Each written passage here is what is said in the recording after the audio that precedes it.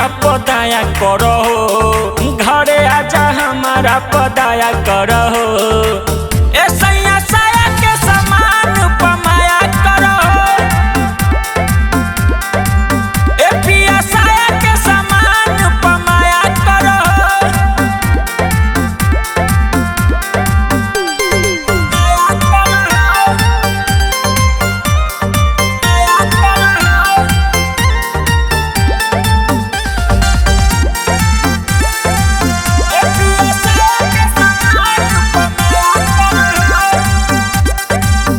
उल्टा सीधा कुछ कर जाएम जी, बोली ना रउआ कब घर आएम जी।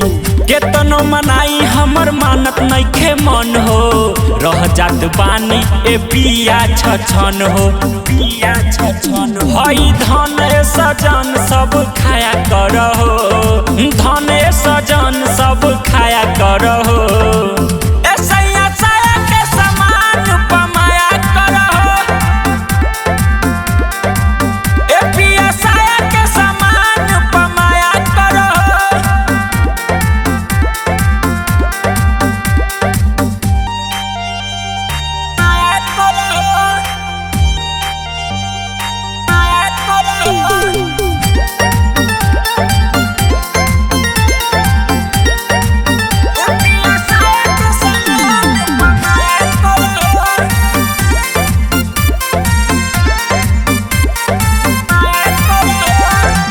ए राजा अब बड़ा दास नइखे हो, हमसे अकेला टाइम पास नइखे हो।